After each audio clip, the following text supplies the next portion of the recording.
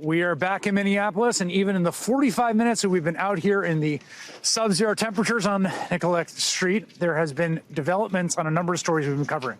Earlier in the hour, we had City Council President Elliot Payne standing right here, and he mentioned something that seemed not even believable to me, that ICE agents attempted to enter the Ecuadorian consulate in Minneapolis.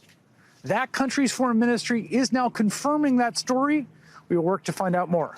New York Times is reporting that a federal judge is blocking the deportation of Liam Ramos, that, of course, the 5-year-old, and the deportation of his father. And a third development, Congresswoman Ilhan Omar was at a town hall tonight just across town where she was accosted by a man in the audience. She was sprayed with a liquid. He shouted something at her. We understand she's okay, according to Mayor Jacob Frey. Joining me now, MS Now senior political. Let's take a listen.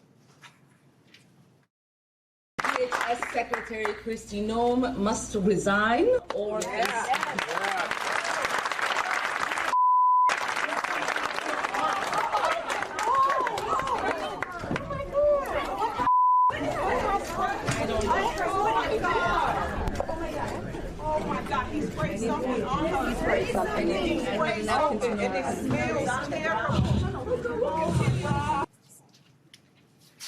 Joining me now, MS Now senior political analyst Alex Wagner, also the host of Runaway Country podcast. That's a very, very scary moment that we just saw in that town hall. She appears to be fine, but there's just something, given everything that's happened over the last few weeks. Given where we're standing. Juxtaposition. Like that moment of someone coming at. Yeah, I think it's at a moment where people, especially on the outside of Minneapolis, are trying to calibrate how they feel about the moment, right? On one level, the incredible citizen resistance to ICE and the tactics of MAGA world in terms of marginalizing and terrorizing and punishing black and brown people in this country, that has been extraordinary. And it has resulted in certain gains, like the President of the United States maybe vaguely acknowledging that it's not good to be doing this. We're going to de-escalate a little bit. Whatever that, but the truth is the situation on the ground remains dire. Yeah. That's an elected representative from this state being accosted at best, maybe a failed attack at worst, in a moment when de-escalation is the order of the day. You know, the fear that is in people's hearts and minds is very real, and it is not abating anytime soon, especially when you see stuff like that. I think the reason that people have been looking to this place with a lot of hope is because whatever else is happening, the White House is on tilt. Yeah. Right? I mean, they are on tilt. Totally. Like, fully today, you've got, they've sent it home, Bavino's going home. You've got reporting that Kristi Noem thinks that she's been thrown under the bus by Stephen Miller. Stephen Miller's wife on Twitter posting the parts of the article that defend Stephen Miller. Like, there are knives out for each other. And I think the only thing that feels to me hopeful, because the political fight doesn't matter, is that they have projected that nothing can get to them for so long. Exactly. And that they are above anything. Exactly. And they don't care if you get mad, and they don't care if you're whining.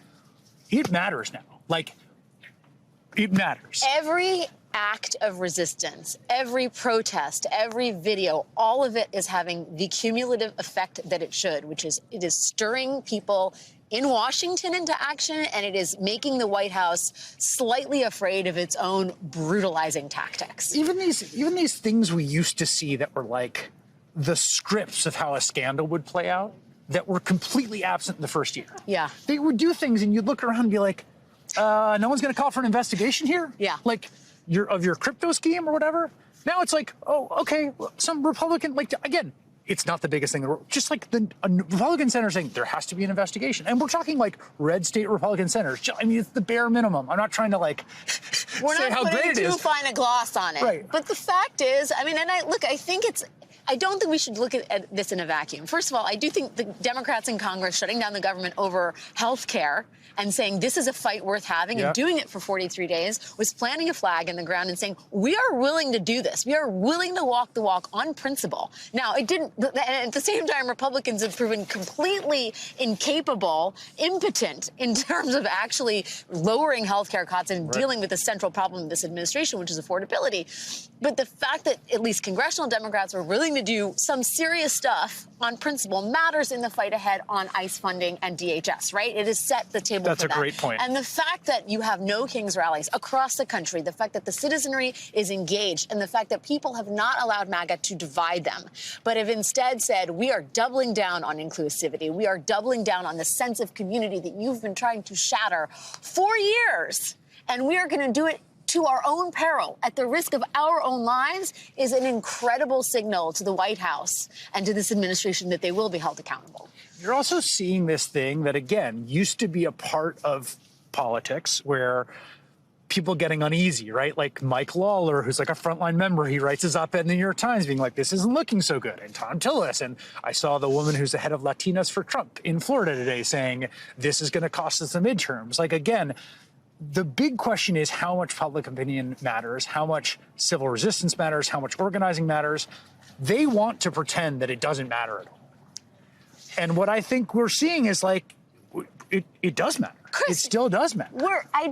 We are feet away where Yeah. someone who was trying to help his fellow citizens was murdered.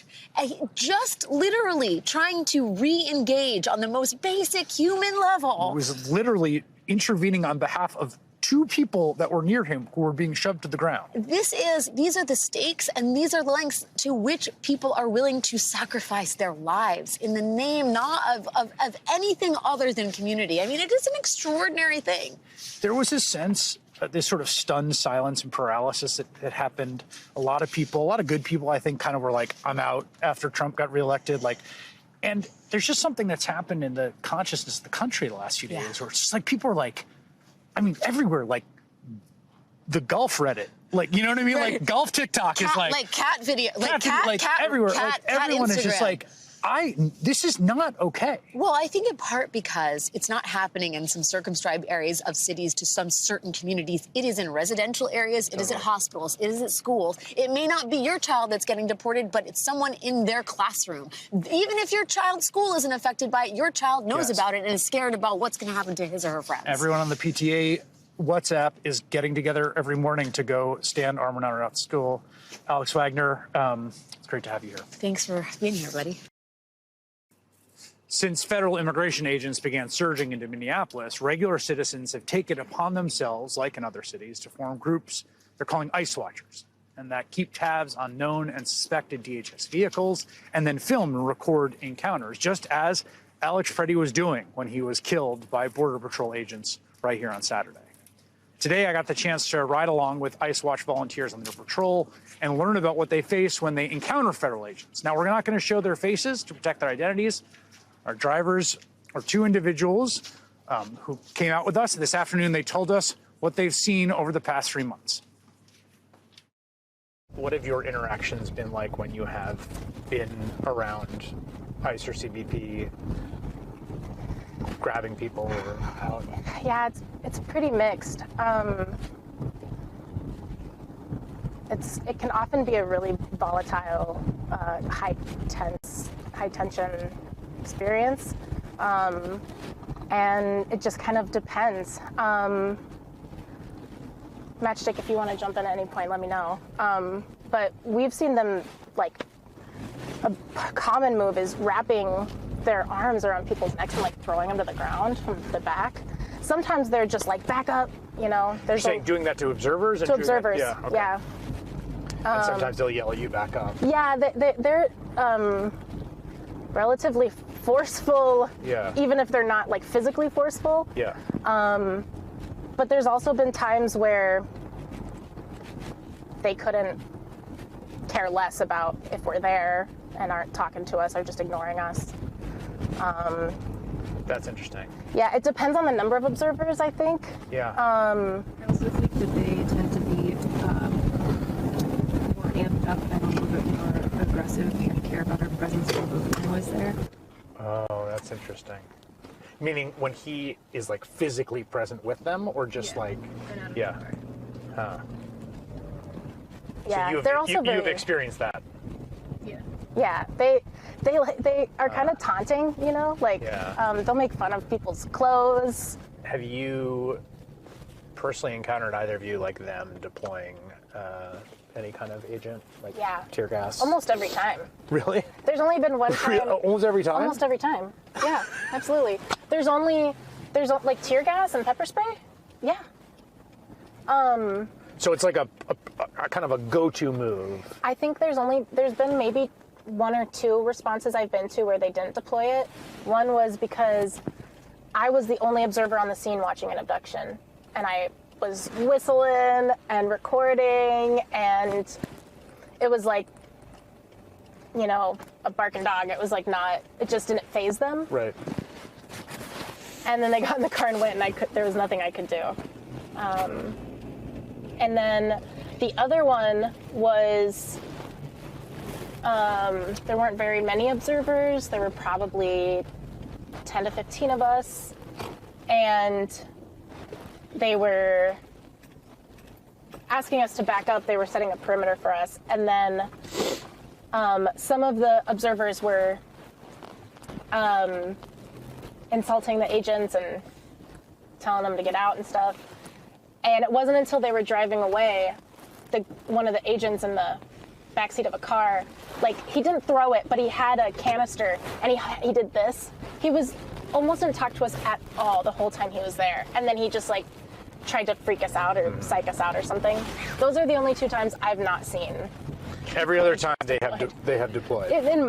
For what I've responded to, yes. That doesn't mean it's happening every single time. Right, but just your own personal experience. In my own personal experience, if there's more than 15 to 20 observers, you can almost guarantee it. In my humble experience. I think Bavino's leaving. Mm-hmm. Yeah, I think he left this morning. And there's like some rally, I think, tonight. And he definitely, like, you know, he was fired. I mean, he got fired. He got fired. I mean, basically is what happened.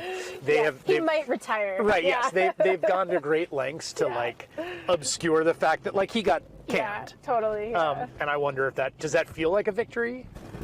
He's just another guy full of spot. Yeah. I don't know. I mean, Bovino was gross, but, like... coming in, I think, which... we were doing some research on him at work the other day, and he seems... I mean, he's still with ICE, so I can't say that I like him, but he does seem like at least more measured. And I think I mentioned before, too, that, like, the agents on the ground with Bovino are often very much more aggressive and agitated. Yeah, that's a really interesting observation. And I'm hoping that at least if Homan is in, they'll actually follow some of the rules. Yeah. Maybe, possibly. Yeah. I don't have a lot of hope for that. I feel like it's not a celebration until they're all the way gone. Yeah. Caring is political right now.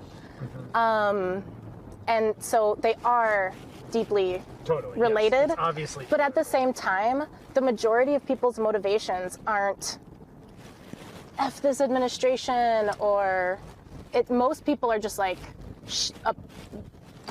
seeing what's happening around them and care about the people it's impacting. They need a hard nervous system reset to go back to preschool to learn just social emotional skills. Yeah.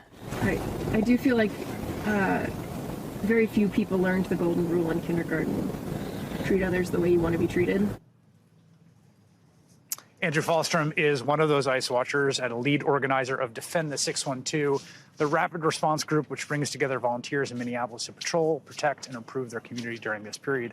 And he joins me now. It's good to have you here. You know, one of the things I've been struck with just talking to people is just the scale of what's going on here. This is all just like average, regular folks, right? I mean, these are not paid, for instance, as the president likes to say. Everyone has a day job, everyone has a family, everyone is trying to take care of their kids, and everyone is out here on the streets day after day. Can you give me a sense of the scale? I read an interview where you talked about early back in December, there being like a training for some of this stuff, for like constitutional observers. Yeah. And 300, 500 people. Like, how many people are we talking about here? There have been so many organizations training people to come out, and there have been so many different types of trainings. My guess would be at least 100,000 people have been trained in the Twin Cities in different kinds of observation, That many? rapid response, showing up.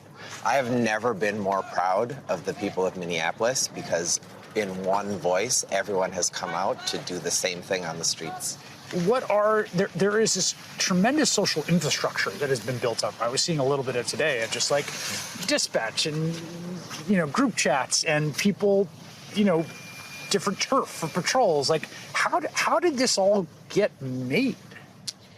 Minneapolis is a city with a lot of talented people. I mean, the way that we can come together to organize the PTA at a school, the same people are coming out to put that. Literally the same people. The Just to be same clear. people are running dispatches, are dispatching people to emergencies. They're running, frankly, the equivalent of an underground railroad across the city of Minneapolis and beyond to protect our neighbors and make sure that they have food, they have rides, they can Medical get to care, I medical heard about that, appointments. yeah. Going home to home. There is no part of this that's not impressive. And in Minneapolis, we had the experience of the George Floyd uprising of 2020. And so those systems of care that came together in that time persisted and were able to just be amplified probably 50 times more in this time. When I was riding around today, I was talking to those folks, and I talked to a few other people that have been here that I think this is viewed maybe outside here, and particularly on the right, as like this in this very partisan lens. Like, well, of course, they're anti-Trumpers and they're libs and it's a blue city, so they don't like Donald Trump. And I've just been struck that, like, it seems to me that people's motivation for doing this kind of work, which we have seen is physically risky, right, is not coming from the place of, I hate Donald Trump. It's coming from something else. How would you describe what is bringing people to this work? I would say, like any community anywhere across the U.S. and across the world, no one accepts abductions of their children from schools, from daycare centers, from outside their home. There is no one who is going to look at what has been happening on the streets of Minneapolis and not be completely horrified at the absolute sickness of it. And so what you see is veterans who received care from Alex at the Veterans Administration Hospital coming out and saying in one voice, this is not okay. What you see is our suburban friends from around the belt of Minneapolis coming in to do patrol and to stand outside schools to protect children. There is the resonance in the city of Minneapolis, across the Twin Cities, and all of Minnesota. I have never seen anything like this. I keep hearing the word neighbor from people, like as the elemental unit of what they are trying to do. Yeah. I've heard many people say, I'm looking out for my neighbors. I'm trying to protect my neighbors. I want my neighbors to thrive. Yeah. And I just found it very moving and profound that, like, that is kind of the elemental building block of a democracy is neighbor. And it seems like people are really feeling that now. Yeah, and it's where we practice. I mean, the people who can respond within minutes are the people who are in whistle distance from your home or from wherever you are or can hear you honking. And we have been each other's first line of response. We have been the rapid responders. And so you hear a whistle in my neighborhood, every single door on the block, people come out, people look, there's cars on the street looking. The block by block organizing has been absolutely stunning. I asked this earlier today when I was riding around with those two folks. There's real risk here. I mean, it's horrific to have seen and to contemplate. Like, are people scared? Are they like, did you hear from people at trainings or get-togethers after Renee Good was shot and killed or Alex Preddy was shot and killed? Like, I'm sorry, I can't come in today. I live near Renee Good and where she was assassinated. What I saw the day after was the amount of people coming out doubled. What I see is it's absolutely risky. They will shoot my neighbor Renee in the face. They will assassinate Alex on the streets of Minneapolis. And there is no way that any of us can go to bed at night knowing that we did not do everything in our power to carry on Renee's work, to carry on Alex's work. And the people of Minneapolis can sleep soundly because we have shown up day after day for 8 weeks to protect each other and to protect our neighbors. Can you outlast them? I don't see any signs of slowing. What I see is more and more people stepping into their courage and moving together with one voice, whether it's looking at the hotels that are housing these abductors, looking at the rental companies like Enterprise that are renting them cars. The restaurants are refusing to serve them and opening their doors and giving free food to everyone on the block. Like, Minneapolis is not tired. Minneapolis is out here in 17-degree weather day after day, and things are just heating up. All right, Andrew, thank you very much. Appreciate it. Good to be here. Federal officers have been caught shooting Americans to death on tape. These shootings were caught on video. That has changed everything. If these were just accounts or reports, who knows what people would actually know about the facts. This is the kind of evidence that would make for slam dunk cases in court, although we are in a moment where the federal government says it is sometimes above being taken to court. And we'll see about that. These videos, and you're looking at stills from moments before both of the killings, are pieces of reality that we know now tens of millions of Americans have watched for themselves. That makes it hard for MAGA partisan spin, lies, or these so-called media filters to obscure what are these hard truths. Tough to face, enraging and outrageous to take in, but truths nonetheless. And I can tell you tonight, here we are, early in the week, that we are seeing these new headlines about Trump already forced to pivot from his mess, that his tactics have proved MAGA wrong, that he is, according to major outlets, changing course on this debacle. Now, those reported, quote, changes reference staffing or messaging, not changing the actual, likely unlawful policies on force and deployments, which we'll get to. The Trump administration's messaging began by pushing lies and a cover-up about executing 2 Americans. It included over the weekend false claims about Alex Preddy that were boosted on Fox News. Top Trump officials lied about Preddy's actions when the available video and evidence put them on notice. These were not harmless fog of war confusions. These were clear lies. They also falsely branded him a terrorist when he was exercising his First Amendment rights, as seen on video, and then gunned down by DHS agents. Fox News supported those false claims in the critical first hours and days of reporting over the weekend. The New York Times reporting how Fox anchors promoted the Trump administration's extreme claims that, quote, the slain protester had brought the violence upon himself. The tape showed he did not. His presence did not include any actions that meet the legal requirements for officers to use deadly force. And that, by the way, does not mean that they committed a crime. We have a system that would have to investigate that further. But we can already say, based on the plain evidence and reality before us, they didn't have the requisite legal justification to kill him. Now, Fox played that down. They minimized the available evidence that would contradict Trump administration's version of events.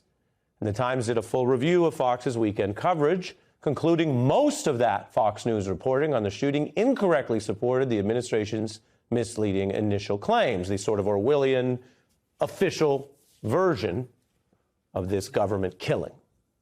Now, as the story accelerated, the Times reports how one Fox contributor told viewers over the weekend, quote, when you're seeing a gun in your face and you're in the scuffle, then you have to, again, assume that is a gun.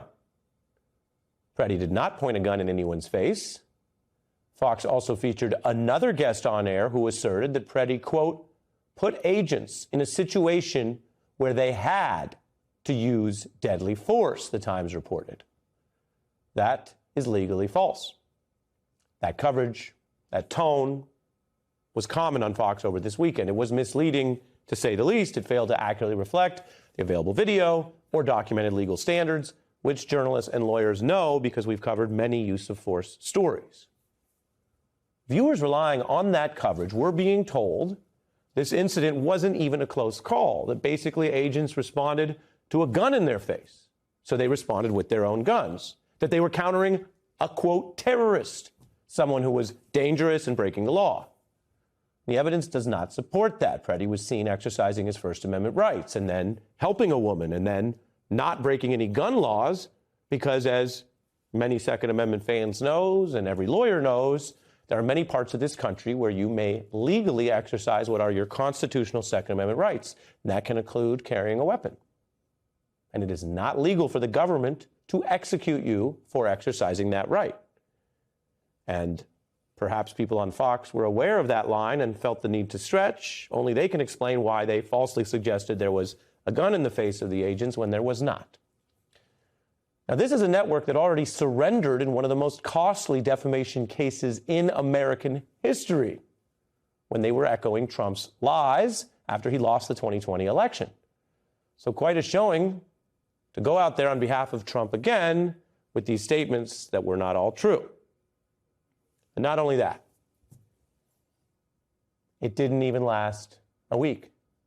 Because by Monday, things you know if you follow the news, meaning other news channels, or the video online, or any number of reputable outlets, you probably know that what they were saying that weekend wasn't true.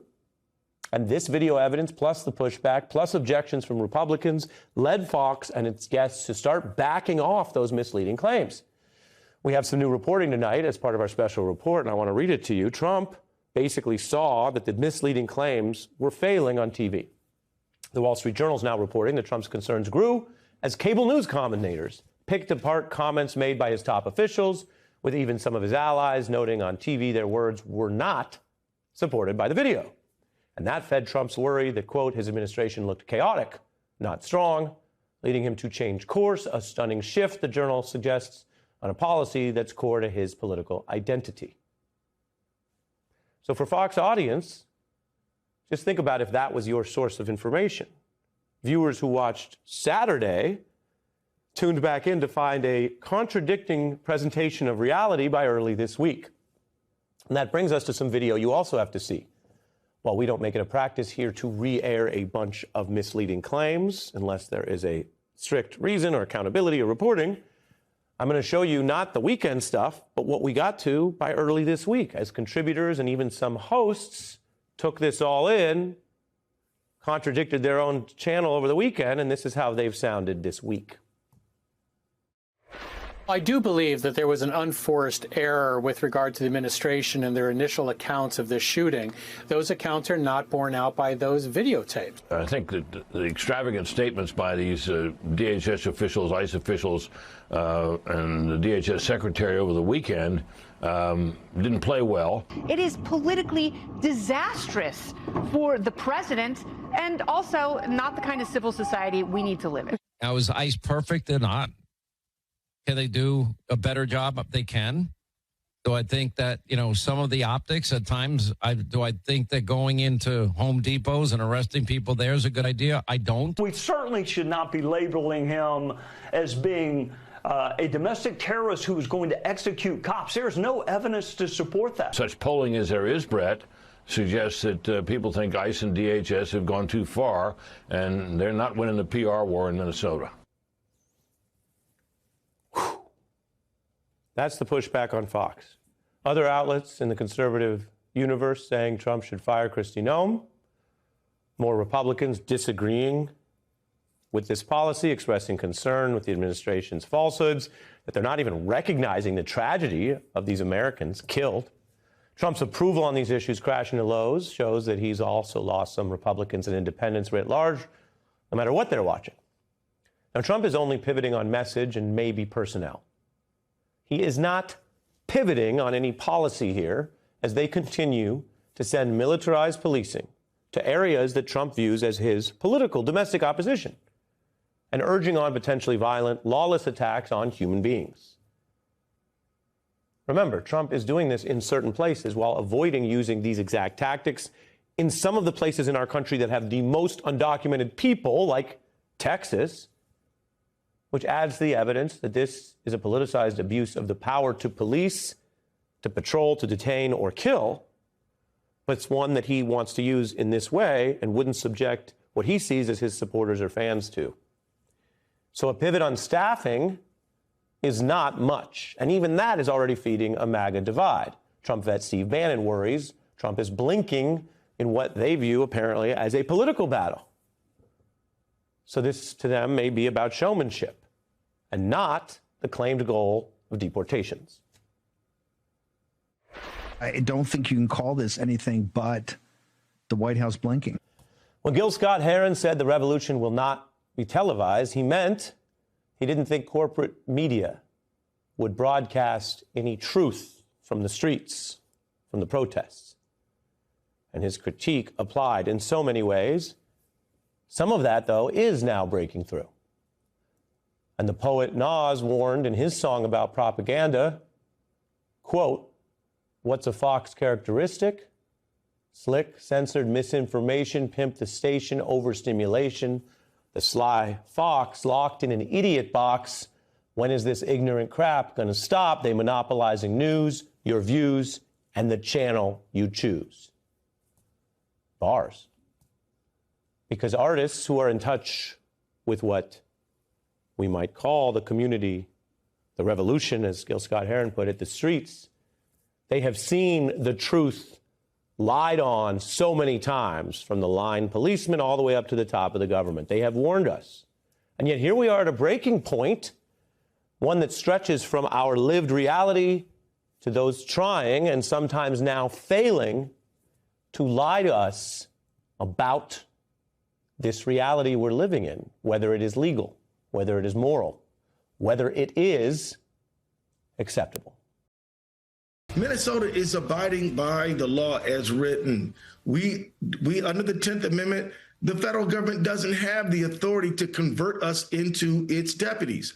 We have the right as a state, as a co-sovereign, to do our own business with our own tax money. And what the federal government has done is said, well, if you don't do it our way, we're going to saturate your state with 4,000 ICE agents until you cry uncle and obey us. And that's unconstitutional and illegal. Hi again, everybody. It's 5 o'clock in New York. That's Minnesota Attorney General Keith Ellison on the imperative of states to exercise their legal and constitutional authorities and stand up against Donald Trump and his administration's apparent attempts to shut states out of investigations into the deaths, the killings of their citizens at the hands of Donald Trump's ICE agents. It comes as governors across our country have pushed back against the Trump administration's attempts to supersede the authority of state elected officials, something Republicans used to care about, with even some Republican governors like Texas Governor Greg Abbott, Vermont Governor Phil Scott, and Oklahoma Governor Kevin Stitt calling for restraint from Donald Trump's ICE in the wake of the killing of Alex Preddy by federal agents on the streets of Minneapolis. Blue state governors are readying themselves, girding themselves really, for their states to possibly be Donald Trump's next target. They're preparing every tool in their legal arsenals to fight back. Here's the governor of Washington State. ICE is, to be blunt, completely and totally out of control. To say that I'm angry is not the right word. I don't have the right word for how I feel about it. I'm sure how Attorney General Brown feels about it. We are not passive bystanders to what is happening. And we are prepared to use every tool at our disposal to mitigate against the harms inflicted by ICE. Pennsylvania Governor Josh Shapiro, who has been named as a potential candidate for president in 2028 and whose state, the Commonwealth, has been listed among the next potential targets for an ICE surge, called out the president for putting American citizens in danger. We're prepared out in the community to be able to protect our citizens. My fundamental responsibility is to keep people safe. The president's fundamental responsibility is to keep the American people safe. And what we're seeing him do in communities across this country, particularly in Minneapolis, is making people less safe. That is where we start the hour with Pennsylvania Governor Josh Shapiro. His new book, Where We Keep the Light, Stories from a Life of Service. Today's Pub Day, and I finished it this morning, and we'll talk about this. But I want to start with what's happening in the news, something we've been covering really around the clock, and that is ICE in the streets of American cities. What is the degree of activity in your state? Not what we're seeing in Minnesota, where I believe ICE is acting outside the bounds of the law. I think General Ellison was right to highlight that. I think there's a strong 10th Amendment claim that they can't really be there in the first place operating as they are. And that's before we even get to the legal consequences, I think, that those officials, those federal officials, should be held to for the killing of Miss Good and Mr. Preddy. In Pennsylvania, we are preparing as though we could be next, and we have been for months. We recognize that this president seems hell-bent on sending these troops into other cities with a goal, I believe, of intimidation. What they're doing is outside the bounds of the law. We will be prepared in the court. We will be prepared in the community. I think that the story that is often missed in the horrors of what we're seeing play out in Minnesota is how these federal officials, at the direction of President Trump and Vice President Vance and Secretary Noem and others, is eviscerating the most important thing you need to keep a community safe, and that is trust. Trust between law enforcement and the community they are sworn to protect. They've destroyed that with their presence in Minnesota. We have that trust in Pennsylvania between our law enforcement and our community. By the way, it's why crime is down 12% and fatal gun violence is down 43% across Pennsylvania.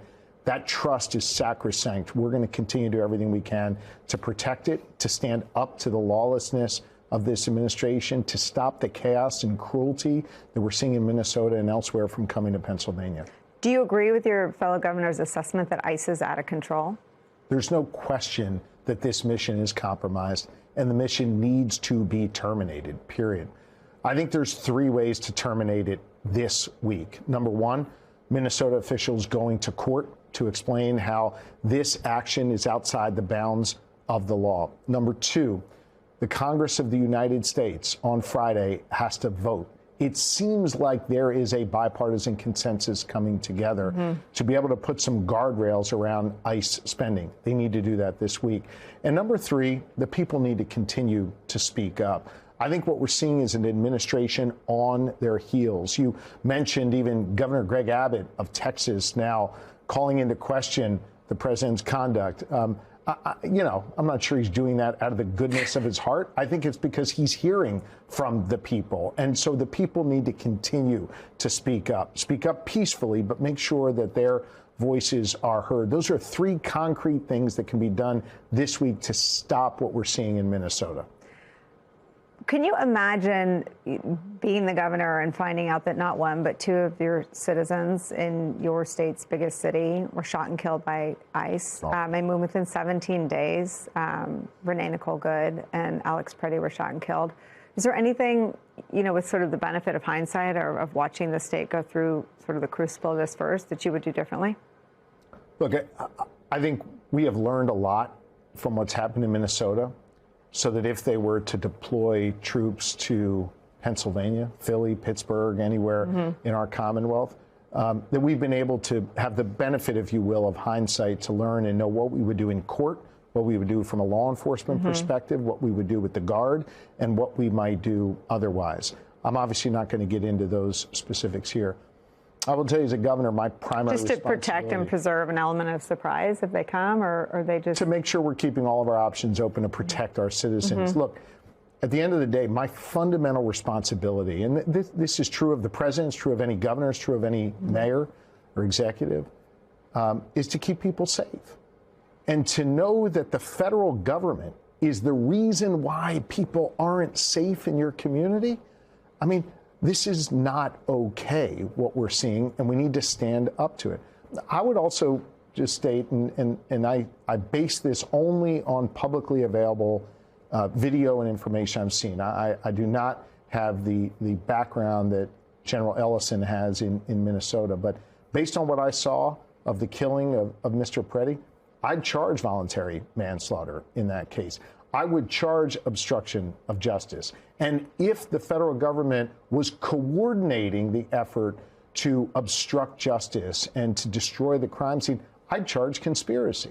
I mean, I think we have to be very serious about not only a state investigation, but to follow that where it leads and to bring charges even against federal officials if they are warranted. Well, that's so interesting because the whole frame around the rule of law is about sort of reaching for what we've lost. But what you're asserting is that states should sort of do what they have the prerogatives to do and act out on their authorities. Absolutely. More And the aggressively. 10th Amendment guarantees us those authorities. And despite what Vice President Vance has said, no one is above the law, and no one has, I believe he referred to it as absolute impunity. Yeah. Or however he said it.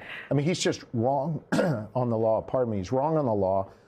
He obviously has an audience of one. He's trying to please Donald Trump all the time. And that's why he obviously said something as misguided as he did.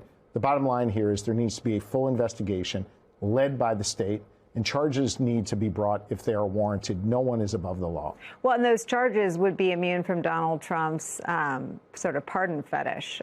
He seems to be signaling, as he did in the first term, that if you're doing what he wants you to do, pardons are available. He doesn't seem to have much of a bar for that. But state crimes aren't pardonable by Donald Trump. State crimes are not pardonable. And look, I mean, that's a whole other topic. I think this president has absolutely abused his power to pardon. It is certainly his, and it is certainly, technically legal what he's doing, but he's undermining the rule of law. He's undermining our justice system. And frankly, it makes it harder to take him at his word when he takes other actions. Here's just one concrete example.